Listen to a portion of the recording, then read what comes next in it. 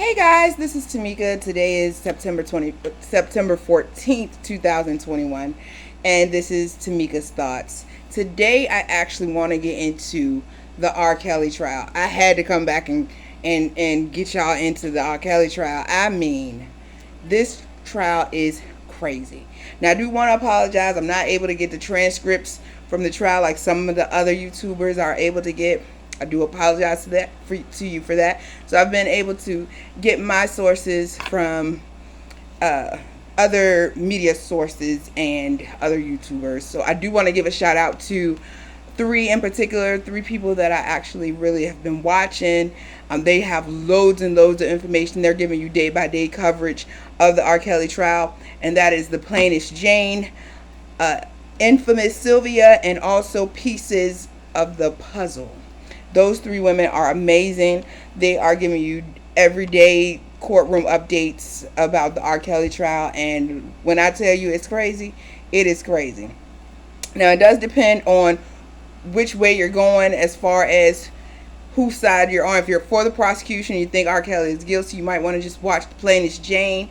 However, if you are an R. Kelly supporter and you think that he should be getting off on these charges, then you want to watch Infamous Sylvia and Pieces of the Puzzle. Those women are awesome as far as R. Kelly supporters go. These women have actually been in the courtroom, well, in the overflow room, taking notes, writing down the questions, the answers from each witness that gets on the stand. So they have a lot of information to go. So both sides are doing their thing.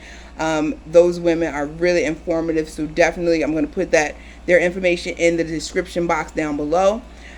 So if you want to check those guys out, if you'd like to have a day by day update on what's going on with R. Kelly's trial, then definitely check those women out.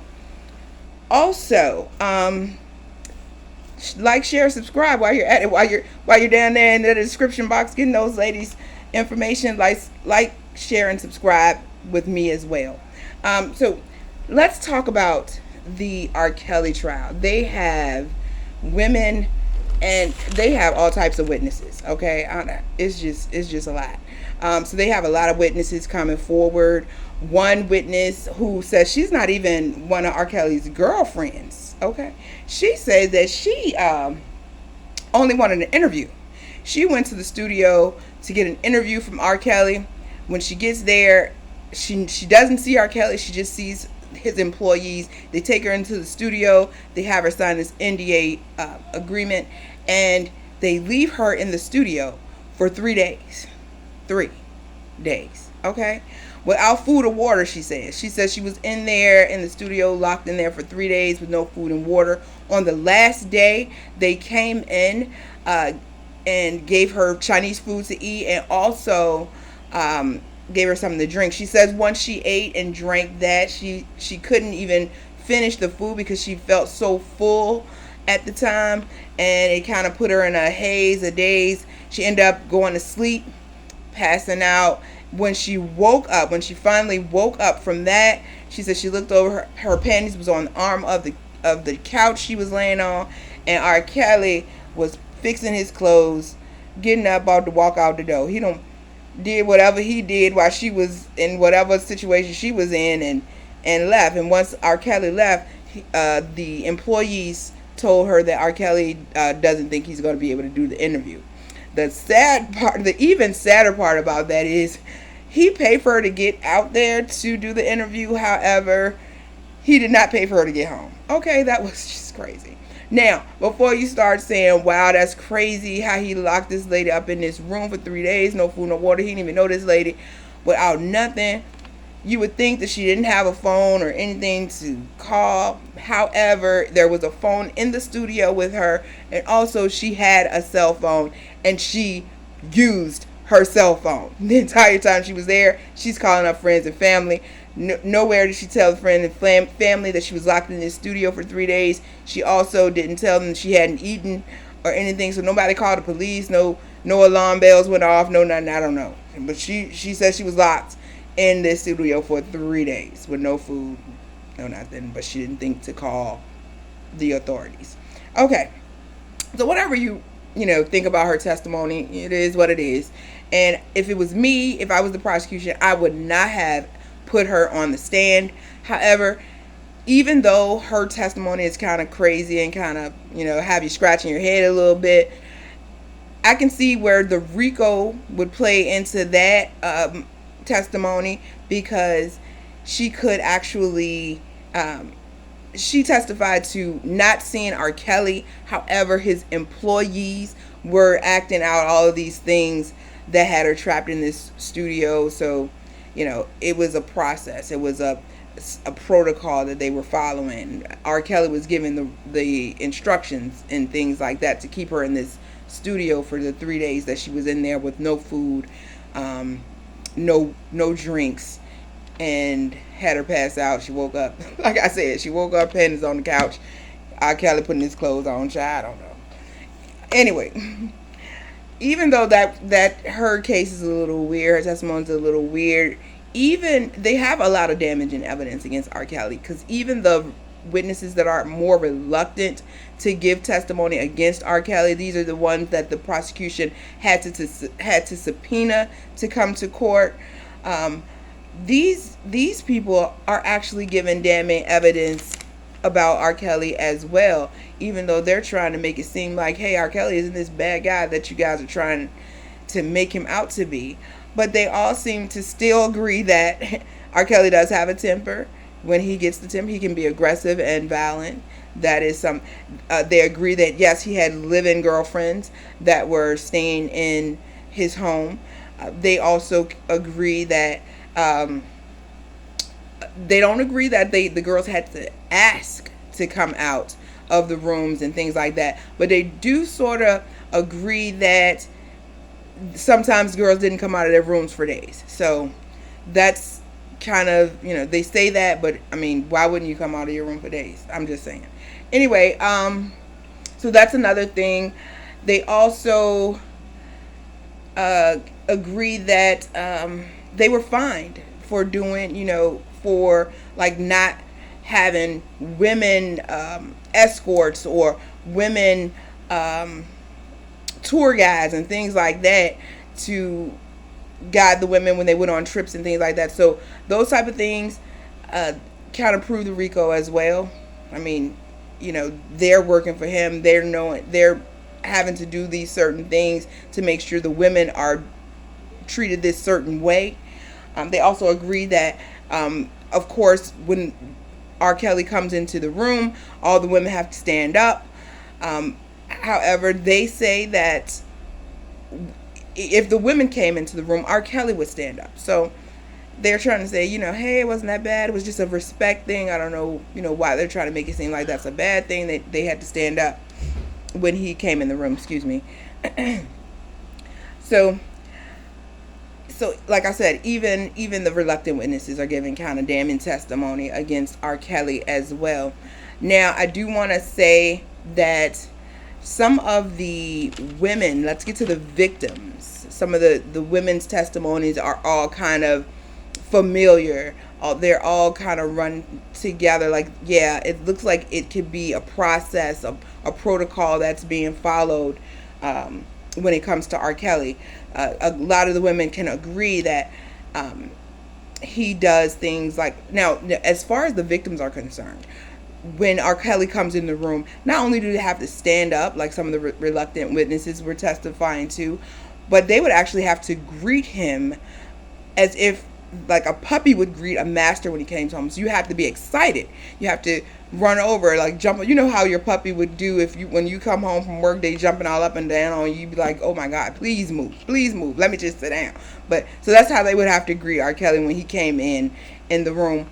And also they would say he was very abusive. He would slap them and he would spank them, actually. A lot of them testified to him spanking them.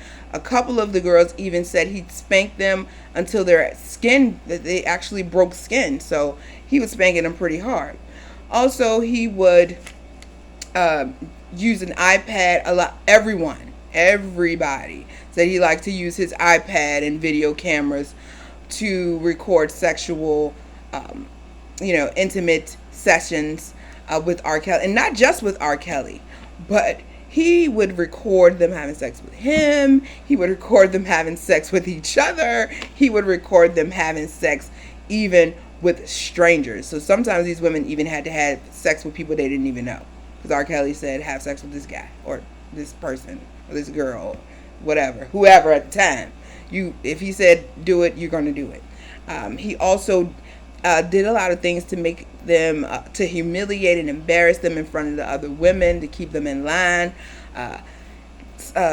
One woman says that he actually had her smear feces on her face, which was crazy.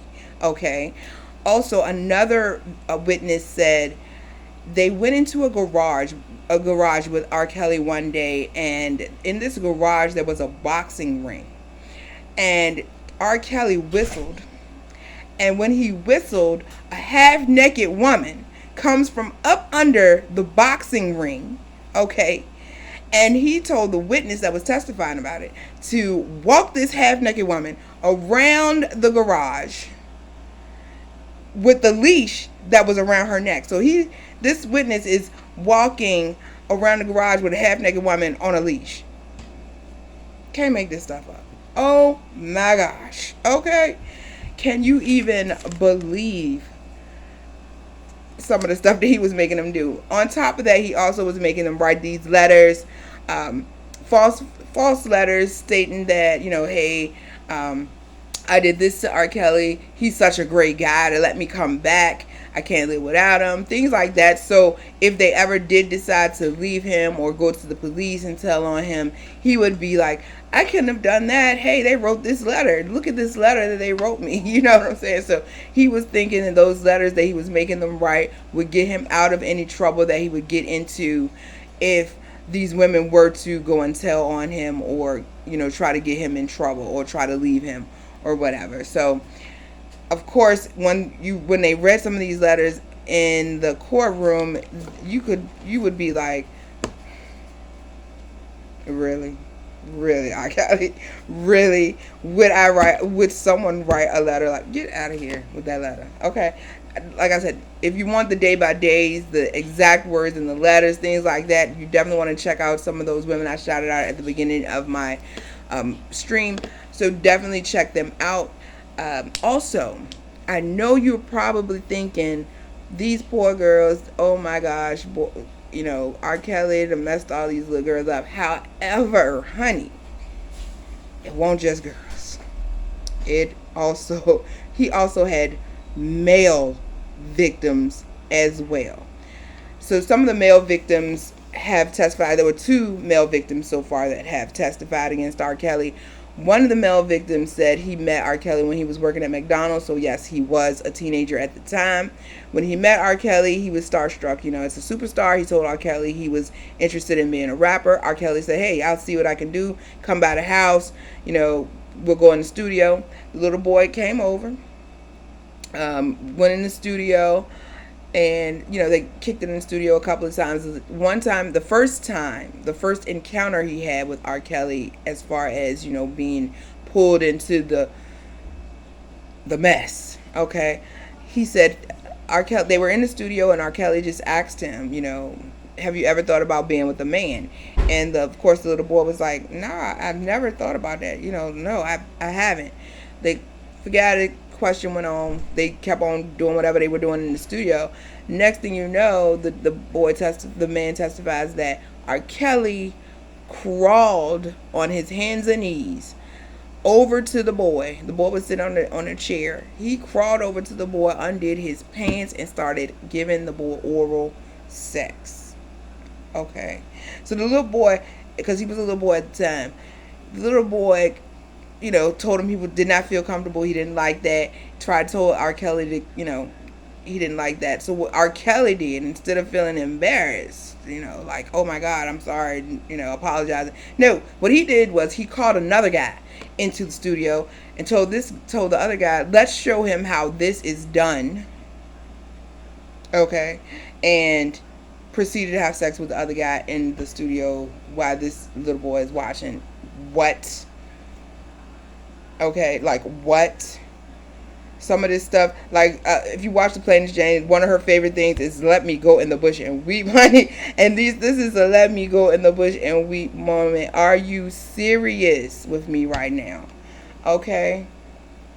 Now that's kind of the end of where I want to go. Like, I just wanted to give you like an overview of what's been going on in this trial. It has been crazy.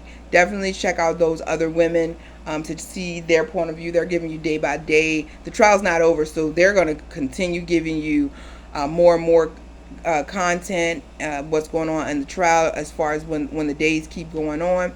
You can watch them to catch up on what's going on in the trial as well. I would suggest definitely doing that if you're interested in finding out what's going on. I do want to warn you that there is some crazy graphic stuff that's being said in this courtroom about R. Kelly right now. So I do want to know your thoughts on the situation so far, of what I said, what I brought you up on speed about. What do you think? Do you think, from what I have discussed so far, that R. Kelly could possibly get off on these charges? Because I'll tell you, pieces of the puzzle and infamous Sylvia definitely think that the prosecution doesn't have a chance. However, if you are a person who, looking at it from where I'm looking at it from, I'm thinking, because I definitely think he's going to be found guilty. You definitely want to watch the Plainest Jane. I do apologize.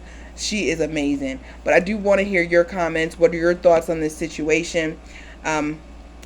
I know a lot of R. Kelly fans would say that there are a lot of holes in the victim's testimony. I can say that there are quite a lot of holes in some of the testimony. However, we do have to still consider the fact that these were teenage girls and boys when these things transpired. So, their recollection, and it was a long time ago, so their recollection of some of the things may not be right.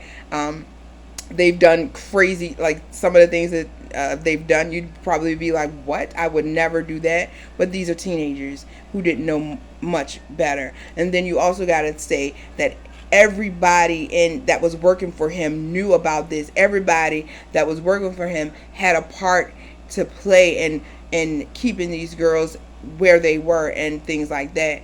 Also, Andrea Kelly, what? Should she be arrested? Should she be charged with some of this stuff as well, being his wife? And for the witness to say, and this was an employee, to say that the rules of the house were actually Andrea Kelly's rules. What do you think about that? I definitely want your comments. I definitely want to know what you're thinking. So like, comment, share, and guys, subscribe to my channel. I'm bringing you the good news. You know what I'm saying? I'm trying to come to you and bring you all the goodness that I can figure out about this trial, and also telling you who to look up if you want the day-by-day action going on. If you have any questions for me, you can always reach me down in the comment section, as long as you like, share, and subscribe, baby. I'll see you later. Thank you for tuning in, and tell a friend. Share my video. Bye-bye.